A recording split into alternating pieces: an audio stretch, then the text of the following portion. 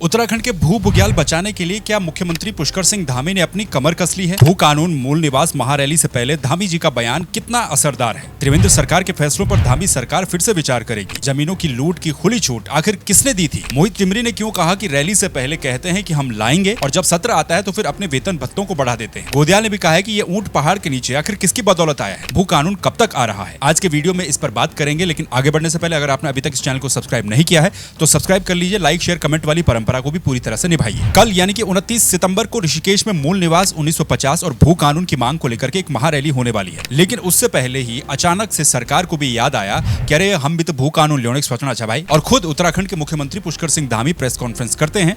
इस press conference में वो मेनली 3 बातों को लेकर के बोलते हैं। एक, 250 वर्ग मीटर जमीन खरीदने पर। दूसरी बात, उद्योग लगाने के नाम पर जिन लोगों ने जमीनें खरीदी थी लेकिन उसका उद्देश्य वो पूरा नहीं कर पाए। बेसिकली 2017 में त्रिवेंद्र सिंह रावत की सरकार ने ये छूट दी थी तो उसमें चेंजेस करने की बात हो रही है। और तीसरी बात है सख्त भू कानून को लेकर के कि आखिर कब तक धामी सरकार उत्तराखंड में भू बुग्यालों को बचाने के लिए सख्त भू कानून लेकर के आएगी। इन तीनों पॉइंट्स पर हम डिटेल में जाएंगे, लेकिन उससे पहले ये समझिए कि जनता यदि चाहे तो सरकारें झुक जाती हैं और यही हो भी रहा है। ठीक भू कानून को लेकर के होने वाली महारैली से पहले खुद मुख्यमंत्री का ये कहना यही साबित करता है, क्योंकि मूल निवास 1950 और भू कानून को लेकर के इससे पहले भी उत्तराखंड में कई रैलियां समन्वय संघर्ष समिति कर चुकी है और इन रैलियों को उत्तराखंड की जनता ने खूब सीरियसली लिया, इसमें बढ़ चढ़ करके हिस्सेदारी भी निभाई। देहरादून में जो रैली हुई थी उसमें बहुत ज्यादा लोग शामिल हुए थे। सोशल मीडिया पर रील्स के इस जमाने में उत्तराखंड का युवा भू कानून को लेकर के भी रील्स बना रहा है, यानी कि यूथ भी अपने भविष्य को लेकर के, अपने जल जंगल जमीन को बचाने को लेकर के चिंतित है और सरकार को भी लग गया है कि भाई इस पर कुछ ना कुछ तो करना ही पड़ेगा, नहीं तो जनता मवासी घाम लगाने में ज्यादा देरी नहीं लगाएगी। पर अभी तक हल बयान आया ना, नियम कानून तो विधानसभा में बढ़ना, मतलब तय तक देखना पड़ो लो कि क्या चुनो। लोकतंत्र का यही फंडा है कि जब जनता दबाव बनाती है तब सरकारें काम भी करती है, जनता दबाव नहीं बनाएगी तो सरकारें भी काम नहीं करती है। खैर, मुख्यमंत्री साहब ने सबसे पहले 250 वर्ग मीटर जमीन खरीदने वाले मामले पर बोला है। निकाय क्षेत्र से बाहर उत्तराखंड में बाहर का व्यक्ति 250 वर्ग मीटर की जमीन खरीद सकता है अपना मकान बनाने के लिए। मुख्यमंत्री ने बोला है कि ऐसी शिकायतें मिली हैं कि लोगों ने अपने ही परिवार के अलग अलग सदस्यों के नाम पर 250 वर्ग मीटर जमीनें खरीद ली है, यानी कि एक परिवार के 3 सदस्यों के नाम पर भी यदि यह खरीद हुई होगी तो जो जमीन उन्हें 250 वर्ग मीटर मिलनी चाहिए थी उसकी जगह 750 वर्ग मीटर वो खरीद चुके। इन सब का डेटा तैयार किया जाएगा और जिन लोगों ने ऐसा किया है उनके ऊपर कार्रवाई भी होगी और उनकी जमीनों को सरकार में निहित किया जाएगा, यानी कि सरकार उनकी जमीनों को जब्त कर लेगी। संज्ञान में आया है कि ये कानून बनने के बाद बहुत सारे लोगों ने अपने ही परिवार के अलग अलग नामों से कई सारे भूखंड खरीद लिए हैं और हम ऐसी सभी जमीनें जो इस प्रकार से खरीदी गई हैं उनका हम विवरण तैयार करा रहे हैं और ऐसे लोगों के विरुद्ध सख्त कार्रवाई की जाएगी। प्रावधानों के अंतर्गत नहीं आते, लेकिन जमीनें खरीदी हैं वो सारी जमीनें राज्य सरकार में निहित की जाएगी। अब ये बात बोल तो ली है, लेकिन सबसे बड़ी समस्या यहाँ पर ऐसे लोगों का डेटा तैयार करने की है। खैर, जो भी हो, कम से कम इस पर बात तो हुई, वो भी मुख्यमंत्री ने की है। दूसरी बात जो मुख्यमंत्री ने कही है वो सीधे सीधे त्रिवेंद्र सरकार के 2017-18 के दौरान किए गए बदलावों को कटघरे में खड़ा करती है। मुख्यमंत्री ने कहा है कि 2017 में कुछ बदलाव किए गए थे जिनके सकारात्मक यानी कि पॉजिटिव रिजल्ट्स उन्हें नहीं मिल पा रहे हैं। पहले आपको बदलाव बताता हूं। 2017 में औद्योगिक निवेश के लिए, यानी कि जो लोग यहां पर उद्योग स्थापित कर इन्वेस्टमेंट करना चाहते हैं उनको सहूलियत देने के लिए 12.5 एकड़ की लिमिट को खत्म कर दिया गया था। उससे ज्यादा की जरूरत पड़ने पर लोग जमीनें ले सकते थे। कंडीशन बस ये थी कि उन्हें यहां पर उद्योग स्थापित करने होंगे जिससे यहां पर रोजगार बढ़ेगा। 2017 से पहले ऐसे मामलों को शासन स्तर पर देखा जाता था, यानी कि बड़े लेवल पर देखा जाता था। उसके बाद ये अधिकार जिलाधिकारियों को दे दिए गए, लेकिन इसमें भी कई लूप होल्स निकल करके आ गए। लिमिट हटने पर बहुतों ने जमीन तो खरीद ली, शासन की बजाय डीएम ने मामले को देखा तो सरलता भी मिल गई, लेकिन जिस उद्देश्य से वो जमीन की खरीद हुई थी वो काम तो हुआ ही नहीं, बल्कि जमीन खरीद करके लोग बैठ गए। मुख्यमंत्री ने कहा है कि ऐसे मामले भी सामने आए हैं, इसीलिए इन प्रावधानों पर 2017-18 त्रिवेंद्र सरकार के प्रावधानों पर फिर से विचार विमर्श किया जाएगा और जरूरत पड़ने पर इनको खत्म भी किया जाएगा। और डेटा तैयार करके ये भी देखेंगे कि जिन लोगों ने जिस उद्देश्य के साथ जमीन खरीदी थी उस पर काम किया है या नहीं किया है। अगर काम नहीं किया है तो उन पर भी कार्रवाई होगी और उनकी जमीनें भी सरकार में निहित कर ली जाएंगी। 2017 में जो इस कानून में जो बदलाव किए गए थे उसके जो परिणाम हैं वह भी बहुत सकारात्मक नहीं आए। जो पहले क्या था कि शासन स्तर पर उसकी अनुमति दी जाती थी, वो अनुमति जिलाधिकारियों को दे दी गई। जो 12.5 एकड़ जो इसकी अधिकतम सीमा थी वो खत्म कर दी गई थी। ऐसे जो प्रावधान हैं इनकी भी समीक्षा करेंगे और आवश्यक होगा तो इन प्रावधानों को भी समाप्त करेंगे। 2017 में त्रिवेंद्र सिंह रावत सरकार ने ही लैंड लॉ में कुछ बदलाव किए थे। जिन पर तब से ही लगातार विवाद होता आ रहा है। भले ही पुष्कर सिंह धामी ने नाम न लिया हो, लेकिन 2017 के बदलावों का जिक्र तो उन्होंने भी किया ही है। ये तो हो गई दो बातें। अब जिसके तहत ये सारा मामला सॉल्व हो सकता है और जिसको लेकर के आवाज उठ रही है उसकी बात, यानी कि भू कानून की बात। चारों तरफ जब उत्तराखंड में मूल निवास और भू कानून की बात हो रही है तो मुख्यमंत्री को भी करनी ही पड़ी। मुख्यमंत्री ने समय भी बताया कि कब तक सरकार भू कानून लेकर के आएगी। मुख्यमंत्री ने कहा कि हम इन मामलों पर बेहद गंभीर है और ये काम भी हमारी ही सरकार करेगी।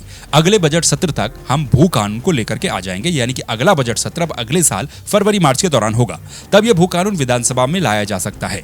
सीएम ने यह भी कहा है कि इस पर काम लगातार चल ही रहा है, इसके लिए समिति भी बनाई गई है जो इसके ऊपर काम कर रही है। भू कानून है, मूल निवास है, जो ऐसे मुद्दे हैं, इन सभी मुद्दों को लेकर हम हमेशा से संवेदनशील रहे हैं। हम संवेदनशील हैं और अगले बजट सत्र में हम उत्तराखंड की जो भौगोलिक परिस्थितियों के अनुरूप, इस पर चूँकि पहले से एक कमेटी बनी हुई है, कमेटी काम कर रही है, प्रारूप बनाने के लिए कमेटी का गठन भी किया हुआ है, मुख्य सचिव की अध्यक्षता में उसमें काम चल रहा है और इसके अनुरूप एक वृहद भू कानून लाने के लिए हम प्रयासरत हैं कि हम इसमें एक भू कानून लाएंगे। अब भू कानूनों में बदलाव होगा तो इससे निवेश करने वालों के लिए भी परेशानी हो सकती है। सीएम ने कहा कि उन लोगों को कोई भी दिक्कत नहीं आने देंगे जो कि उत्तराखंड में पर्यटन, स्वास्थ्य, शिक्षा, रोजगार जैसे क्षेत्रों में इन्वेस्टमेंट करेंगे। मोहित डिमरी, जो कि मूल निवास 1950 और भू कानून समन्वय संघर्ष समिति के संयोजक हैं, उन्होंने कहा है कि क्यों ऐसा होता है कि जब भी भू कानून को लेकर के प्रदेश में कोई बड़ी महारैली होने वाली होती है तब मुख्यमंत्री इस पर कुछ न कुछ बयान अपना दे जाते हैं और जब विधानसभा का सत्र होता है तो वहां पर जाकर अपने विधायकों के वेतन भत्तों को बढ़ा देते हैं। उन्होंने कहा कि हम तो गैरसैंण के सत्र में ये उम्मीद रख रहे थे कि सरकार वहां पर कुछ करेगी, लेकिन वहां तो अपने ही वेतन भत्तों को बढ़ा करके आ गए और अब फिर से महारैली से पहले ये कह रहे हैं कि हम ये कानून लेकर के आएंगे। उन्होंने ये भी कहा कि इसी भाजपा सरकार में त्रिवेंद्र सिंह रावत जब मुख्यमंत्री थे तब 2018 में जमीनों की लूट के सारे दरवाजे खोल दिए गए। धामी सरकार में भी इसको लेकर के एक और काला कानून लाया गया। सरकार ने इस पर कमेटी भी बनाई, लेकिन उसकी रिपोर्ट जनता को भी तो दिखाइए। जब तक मूल निवासियों को उनका मूल हक नहीं मिल जाता तब तक ये लड़ाई जारी रहेगी। आज एक बार फिर हमारे प्रदेश के मुख्यमंत्री पुष्कर सिंह धामी जी ने अपना बयान दिया है। यह पहली बार नहीं है जब उनका बयान भू कानून को लेकर आया। जब उत्तराखंड में महारैलियां होती हैं उससे पूर्व मुख्यमंत्री का बयान आता है कि हम मजबूत भू कानून ला रहे हैं। हम तो उम्मीद कर रहे थे गैरसैंण में जो विधानसभा सत्र हुआ वहां पर मजबूत भू कानून आएगा, मूल निवास 1950 को लेकर विधेयक पारित होगा, लेकिन वहां पर जब हमने देखा मंत्री विधायकों ने अपने वेतन भत्ते बढ़ाए, लेकिन मजबूत भू कानून और मूल निवास 1950 की बात नहीं हुई। अब मुख्यमंत्री के इस बड़े बयान पर कांग्रेस से भी रिएक्शन सामने आया है। कांग्रेस के नेता गणेश गोदियाल ने कहा है कि जनहित के मुद्दों पर कुछ हद तक तो सीएम ने अपनी जुबान खोली है। इस प्रस्तावित एक्ट का मसौदा क्या होगा उसके लिए इंतजार करना पड़ेगा, लेकिन ये बयान उन लोगों की जीत है जिन्हें अपने भविष्य की चिंता है। पार्टी लाइन से ऊपर उठ करके सबने इस भावना का सम्मान किया और सीएम को अपनी जुबान खोलनी पड़ी। ये जो ऊंट पहाड़ के नीचे आया है, ये ताकत सिर्फ और सिर्फ आपकी है, यानी कि आम जनता की है। बद्रीनाथ में सरकार घुटने के बल नहीं आती और मंगलौर का चुनाव नहीं हारती तो सरकार को कोई मतलब नहीं था कि सड़क पर कौन उतरा है और क्या मांग कर रहा है।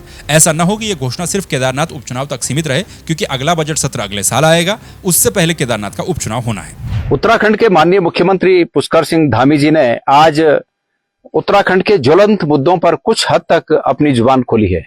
देखते हैं कि माननीय मुख्यमंत्री जी ने सिर्फ केदारनाथ के चुनाव के दृष्टिगत रखते हुए ये बात सिर्फ एक बात के रूप में कही है, क्योंकि उन्होंने जिस सत्र की बात कही है उस सत्र को अभी समय है, उससे पहले उत्तराखंड में चुनाव है, तो क्या उन्होंने उस सत्र को, उस चुनाव को देखते हुए ये बात कही है? और अगर नहीं तो माननीय मुख्यमंत्री जी उस पर आज से ही काम शुरू करें, वो कमेटी बनाएं, पारदर्शी कमेटी बनाएं। ऐसी एक पारदर्शी कमेटी अगर होगी जिस पर विश्वास किया जा सके तो मुख्यमंत्री जी की बात को बल मिलेगा। उत्तराखंड की उत्तराखंडियत बचाने के लिए, मूल स्वरूप बचाने के लिए सख्त भू कानून चाहिए ही चाहिए, लेकिन अभी एक लंबा इंतजार भी करना पड़ सकता है। जमीनों की खरीद फरोख्त जिस हिसाब से हो रही है वो वाकई में एक चिंता का विषय है और आने वाला कानून कैसा होगा, क्या होगा, इन कही हुई बातों पर कितना इंप्लीमेंट होगा ये भविष्य ही बताएगा। लेकिन उससे पहले कल ऋषिकेश में एक महारैली भी है।